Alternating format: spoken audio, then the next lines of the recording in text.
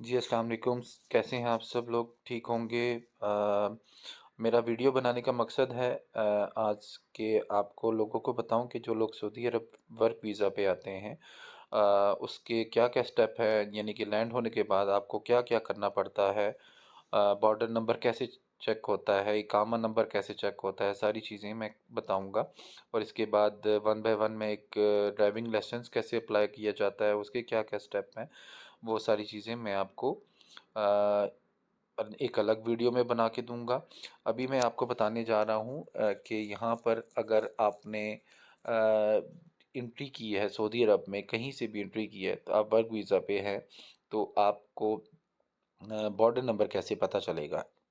उसको देखने के लिए जब आप वो लैंड करते हैं और यहाँ पर आपको वो एंट्री स्टैंप लगाते हैं, तो कुछ यहाँ पर